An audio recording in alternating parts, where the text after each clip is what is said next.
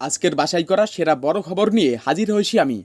দেশ বিদেশের রাজনৈতিক উত্তাপ, কূটনৈতিক বার্তা, সেনা সতর্কতা থেকে শুরু করে ভাইরাল বিতর্ক, সব এক ভিডিওতেই। শুনলে আপনি অবাক হবেন। বাংলাদেশে লিটন দাসকে অধিনায়ক করায় বিসিবিতে বড় পরিবর্তন, করা সিদ্ধান্ত ইউনূস সরকারের। নির্বাচন নিয়ে বড় বার্তা দিল ভারত, গণতন্ত্রে কোনো দেরি চলবে না।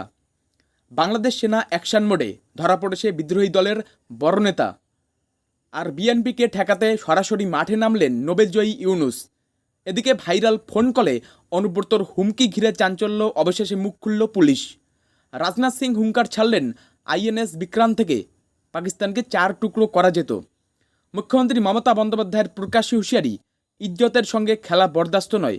আর অবশেষে ভোরের নামাজ পড়ে ভারতে হামলা করতে চেয়েছিল পাকিস্তান, তার আগেই ব্রহ্মস নিয়ে হাজির ভারতীয় সেনা, বড় স্বীকারোক্তি শরীফের। সব মিলিয়ে আজকের খবরগুলো খুব বড় না, ভারত সহ উপমহাদেশের ভবিষ্যতের জন্য গুরুত্বপূর্ণ। তাই স্কিপ না করে শেষ পর্যন্ত শুনুন, একটিও খবর মিস করবেন না। আর অবশ্যই ভিডিওটিকে লাইক করবেন, চ্যানেলটিকে সাবস্ক্রাইব করবেন। লিটন দাসকে অধিনায়ক করায় বিসিবি সভাপতির পদে পরিবর্তন, ইউনূস সরকারের কড়া সিদ্ধান্ত। বাংলাদেশ ক্রিকেটে এক বড় পরিবর্তন দেখা গেল। জাতীয় দলের অধিনায়ক হিসেবে লিটন দাসকে নিয়োগ দেওয়া নিয়ে উঠেছে নতুন বিতর্ক। সূত্র অনুযায়ী বিসিবি সভাপতি নাজমুল হাসান পাপনকে পদ থেকে সরিয়ে দেওয়ার সিদ্ধান্ত নিয়েছে ইউনূস সরকার। এর পেছনে মূল কারণ হিসেবে ধরা হচ্ছে সম্প্রতি লিটন দাসকে নেতৃত্বে আনার সিদ্ধান্ত, যা সরকারের একটি নির্দিষ্ট মহলের কাছে গ্রহণযোগ্য হয়নি। যদিও লিটন দাস দেশের অন্যতম সেরা ক্রিকেটারদের একজন এবং তার অধিনায়কত্বে দল অনেক সময় দারুণ পারফর্ম করেছে, তবুও কিছু রাজনৈতিক ও ধর্মীয় বিষয়কে কেন্দ্র করে এই সিদ্ধান্ত নেওয়া হয়েছে বলে ধারণা করা হচ্ছে। সরকারের এই সিদ্ধান্তে দেশের ক্রিকেট মহলে ব্যাপক আলোড়ন সৃষ্টি হয়েছে। ক্রিকেট অনুরাগীরা প্রশ্ন তুলছেন, এই ধরনের রাজনৈতিক হস্তক্ষেপ কি দেশের ক্রিকেটের ভবিষ্যতের পক্ষে ভালো? এখন দেখার বিষয়, নতুন নেতৃত্বে বিসিবি কোন পথে হাঁটে এবং লিটন দাসের অধিনায়কত্বের ভবিষ্যৎ কী হয়। বাংলাদেশের নির্বাচন নিয়ে মুখ খুলল ভারত। স্পষ্ট বার্তা, যত দ্রুত সম্ভব হোক গণতান্ত্রিক নির্বাচন। বাংলাদেশের রাজনৈতিক পরিস্থিতি নিয়ে অবশেষে মুখ খুলল ভারত। প্রতিবেশী দেশের গণতন্ত্র এবং স্থিতিশীলতার প্রতি ভারতের দীর্ঘদিনের অঙ্গীকার আবারও প্রতিফলিত হলো এই বক্তব্যে। ভারতের পররাষ্ট্র মন্ত্রণালয় জানিয়েছে, আমরা চাই বাংলাদেশে জনগণের ইচ্ছার প্রতিফলন ঘটে এমন একটি মুক্ত ও ন্যায্য নির্বাচন যত দ্রুত সম্ভব অনুষ্ঠিত হোক। এটি শুধু কূটনৈতিক সৌজন্যের বার্তা নয়, বরং ভারত বাংলাদেশ সম্পর্কের ভবিষ্যৎ দিক নির্দেশক বলেই মনে করছেন আন্তর্জাতিক সম্পর্ক বিশ্লেষকরা। ভারতের এই অবস্থান মূলত বাংলাদেশের গণতান্ত্রিক পরিবেশ এবং রাজনৈতিক স্থিতিশীলতার প্রতি একটি স্পষ্ট বার্তা। বিশেষ করে চীন এবং অন্যান্য শক্তিগুলোর আগ্রহ বৃদ্ধির প্রেক্ষিতে ভারত যে প্রতিবেশী কূটনীতিতে নজরদারি করছে, এ বক্তব্য তারই ইঙ্গিত বহন করে। এখন দেখার বিষয়, বাংলাদেশ কত দ্রুত এই আহ্বানকে গুরুত্ব দিয়ে একটি গ্রহণযোগ্য নির্বাচনের দিকে এগোয় এবং তার প্রভাব বাংলাদেশ ভারত সম্পর্কের ওপর কেমন পড়ে। অ্যাকশন মোডে বাংলাদেশ সেনাবাহিনী, গ্রেপ্তার হাসনাতের দলের গুরুত্বপূর্ণ নেতা হেফাজতে। বাংলাদেশে চলমান রাজনৈতিক অস্থিরতার মধ্যে সেনাবাহিনী আবারও সক্রিয় ভূমিকায় নামল।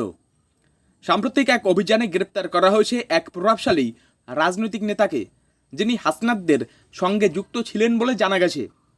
বিশ্বস্ত সূত্রের দাবি, এই অভিযানে বাংলাদেশ সেনাবাহিনী সরাসরি অংশ নিয়েছে এবং দেশের নিরাপত্তা ও স্থিতিশীলতা রক্ষার স্বার্থে একটি বিশেষ অভিযান হিসেবে চিহ্নিত করা হয়েছে। গ্রেপ্তার হওয়া এই নেতাকে দলের দামাল নেতা বলে অভিহিত করা হয়েছে, যিনি নেপথ্যে থেকে বিভিন্ন বিক্ষোভ ও সহিংসতাকে উস্কানি দিচ্ছিলেন বলে অভিযোগ উঠেছে। সেনাবাহিনী ও নিরাপত্তা বাহিনী একযোগে কাজ করে এই অভিযান পরিচালনা করেছে এবং গোটা ঘটনায় দেশের অভ্যন্তরীণ রাজনীতিতে আলোড়ন সৃষ্টি হয়েছে। এই গ্রেপ্তারির ফলে রাজনৈতিক পরিস্থিতিতে কী প্রভাব পড়ে তা এখন দেখার বিষয়। তবে এটা স্পষ্ট, বাংলাদেশ সরকার ও সেনাবাহিনী দেশের আইন শৃঙ্খলা নিয়ে কোনো আপোষ করতে রাজি নয়। ডিসেম্বরে ভোট চাইছে একটি বিশেষ দল। এবার বিএনপির বিরুদ্ধে অবস্থানে নোবেলজয়ী ইউনূস। বাংলাদেশের রাজনৈতিক অঙ্গনে আবারও তীব্র উত্তেজনা। এইবার আলোচনার কেন্দ্রে নোবেলজয়ী অর্থনীতিবিদ ডক্টর মুহাম্মদ ইউনূস। তার সাম্প্রতিক মন্তব্যে ফের বিতর্ক সৃষ্টি হয়েছে। ইউনূস ইঙ্গিত করেছেন, দেশের একটি বিশেষ রাজনৈতিক দল ডিসেম্বরের মধ্যেই নির্বাচন চায়। যা অনেকের মতে বিএনপিকে উদ্দেশ্য করে বলা হয়েছে। রাজনৈতিক বিশ্লেষকদের মতে এই মন্তব্যে ডক্টর ইউনূস কার্যত বিএনপির অবস্থানকে চ্যালেঞ্জ করেছেন। এতে বিএনপির ভিতরেই ভিন্নমত তৈরি হচ্ছে এবং ইউনূসের সঙ্গে সংঘাতের ইঙ্গিত স্পষ্ট। তবে ডক্টর ইউনূস এখনও প্রকাশ্যে কোনো দল বা নেতার নাম নেননি। তবে তার এই বক্তব্য বাংলাদেশের রাজনৈতিক ভবিষ্যতের ক্ষেত্রে বেশ তাৎপর্যপূর্ণ বলে মনে করা হচ্ছে। ডক্টর ইউনূসের এই অবস্থান আগামী দিনে কি মোড় নেয় সেটাই এখন দেখার বিষয়। ভাইরাল ফোন কলে অনুব্রতর হুমকি, শেষমেশ মুখ খুলল থানার পুলিশ। বীরভূমের তৃণমূল নেতা অনুব্রত মণ্ডল ফের বিতর্কের কেন্দ্রে। সম্প্রতি এক ফোন কলের অডিও ক্লিপ ভাইরাল হয়েছে, যেখানে অনুব্রত মণ্ডলকে এক থানার আইসিকে স্পষ্ট ভাষায় হুমকি দিতে শোনা যাচ্ছে। সোশ্যাল মিডিয়ায় ছড়িয়ে পড়া এই অডিও ক্লিপে শোনা যাচ্ছে অনুব্রত আইসিকে বলছেন, তোকে দেখে নেব, ঠিকমতো কাজ করিস। এমন মন্তব্য নিয়ে রাজনৈতিক মহলে তোলপাড়। এই অডিও সামনে আসার পর পুলিশ প্রশাসনের তরফে অবশেষে মুখ খোলা হয়েছে। সংশ্লিষ্ট থানার পক্ষ থেকে জানানো হয়েছে পুরো বিষয়টি খতিয়ে দেখা হচ্ছে এবং অডিওর সত্যতা যাচাই করা হচ্ছে। তবে বিরোধী শিবির বলছে, এটাই তো প্রমাণ প্রশাসন কিভাবে দলদাসে পরিণত হয়েছে। অন্যদিকে তৃণমূল শিবির এই ভাইরাল অডিওকে বানোয়াট ও উদ্দেশ্য প্রণোদিত বলে দাবি করছে।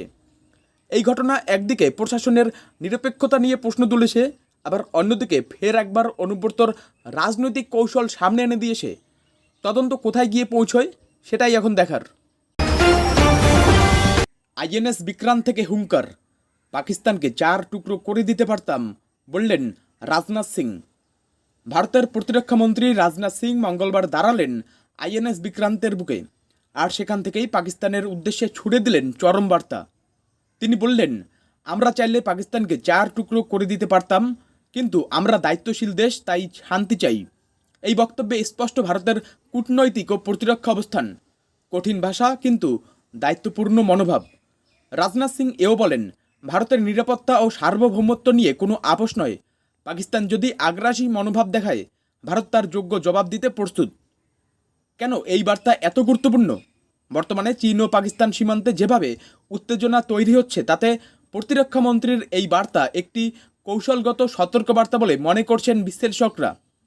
আইএনএস বিক্রান্তে দাঁড়িয়ে এই হুঙ্কার কেবল পাকিস্তান উদ্দেশ্যেই নয়, বরং বিশ্বের কাছেও ভারতের মিলিটারি পাওয়ারের একটি ইঙ্গিত। রাজনাথ সিংয়ের এই বক্তব্য কেবল একটি ভাষণ নয়, এটি ভারতের প্রতিরক্ষা নীতির একটি কঠিন, স্পষ্ট এবং দূরদৃষ্টি সম্পন্ন অবস্থান। ইজ্জতের সঙ্গে খেলা চলবে না, প্রধানমন্ত্রী মোদীকে প্রকাশ্যে হুঁশিয়ারি মুখ্যমন্ত্রী মমতার। ভারতের রাজনৈতিক উত্তাল আবহে আবারও মুখ্যমন্ত্রী মমতা বন্দ্যোপাধ্যায় সরাসরি আক্রমণ করলেন প্রধানমন্ত্রী নরেন্দ্র মোদীকে। এক জনসভা থেকে তীব্র ভাষায় মমতা বললেন, আমার ইজ্জত নিয়ে কেউ খেলতে এলে আমি ছেড়ে কথা বলবো না, যা বলার আসে সামনে বলবো। এই বক্তব্যে স্পষ্ট, লোকসভা ভোটের আগে রাজ্য সরকার বনাম কেন্দ্রের সংঘাত আরও তীব্র আকার নিচ্ছে। সম্প্রতি প্রধানমন্ত্রী মোদী তার এক ভাষণে পশ্চিমবঙ্গ সরকারের দুর্নীতি, আইন শৃঙ্খলা ও প্রশাসনিক ব্যর্থতা নিয়ে কটাক্ষ করেন। এর জবাবেই মুখ্যমন্ত্রীর এই প্রতিক্রিয়া বলে মনে করছেন রাজনৈতিক বিশ্লেষকরা। তিনি আরও বলেন, আমি কাউকে ভয় পাই না, দিল্লি থেকে হুমকি এলেও আমি মমতা বন্দ্যোপাধ্যায় মাথা নত করব না। এই মন্তব্য কেবল প্রধানমন্ত্রীর উদ্দেশ্যে একটি ব্যক্তিগত বার্তা নয়, এটি আসন্ন নির্বাচনের প্রেক্ষিতে তৃণমূলের আক্রমণাত্মক স্ট্র্যাটেজির অংশ বলেই মনে করা হচ্ছে। মমতা বন্দ্যোপাধ্যায়ের কণ্ঠে আত্মবিশ্বাস স্পষ্ট, তিনি রাজনীতির ময়দানে আবারও প্রতিপক্ষকে কড়া ভাষায় কাঁপাতে প্রস্তুত। ভোরের নামাজ পড়ে ভারতে হামলা করতে চেয়েছিল পাকিস্তান, তার আগেই ব্রহ্মস নিয়ে হাজির সেনা, বড় স্বীকারোক্তি শরীফের। নিজের হারের কথা নিজেই স্বীকার করছে পাকিস্তান। কিভাবে ভারতের কাছে নতমস্তক হতে হয়েছে তাদের, বৃহস্পতিবার ঘুরপথে সেটাই স্বীকার করল তারা। এদিন পাক প্রধানমন্ত্রী ভরা চত্বরে দাবি করেন, 9 ও 10 তারিখের রাতে হঠাৎ করেই হামলা হয় তাদের উপর। এমনকি সেই হামলা যে পাক সেনার অজান্তেই হয়েছিল, সেই কথাটাও স্বীকার করেন তিনি। পাক সংবাদ মাধ্যম সূত্রে জানা গিয়েছে, আজারবাইজান সফরে গিয়ে একটি অনুষ্ঠানে যোগ দেন পাকিস্তানের প্রধানমন্ত্রী শাহবাজ শরীফ। সেখানেই তিনি বলেন, আসিম মুনিরের নেতৃত্বে 10ই মে ভোরে নামাজ পড়ার পর আমাদের ভারতে হামলার পরিকল্পনা ছিল, কিন্তু আলো ফোটার আগেই ব্রহ্মস ক্ষেপণাস্ত্র পাকিস্তানের একাধিক এলাকায় পড়তে শুরু করে। শরীফের সংযোজন, ফজরের নামাজ পড়ার জন্য আমাদের সেনা অপেক্ষা করছিল, তারপরেই হতো ভারতের উপর হামলা, কিন্তু তার আগেই ভারত ক্ষেপণাস্ত্র ছড়ে রাওয়ালপিন্ডি বিমানবন্দরে ক্ষেপণাস্ত্র ফেলে তারা। রাতভর যে এই সব ঘটেছে তা আমি জানতে পারি সকালে। আমাকে আসিম ফোন করে সবটা জানায়। পাকিস্তানের বাড়াবাড়ি শেষ করতে ভারত যে ব্রহ্মস ক্ষেপণাস্ত্র ব্যবহার করেছে সেই ইঙ্গিত দিয়েছিলেন উত্তরপ্রদেশের মুখ্যমন্ত্রী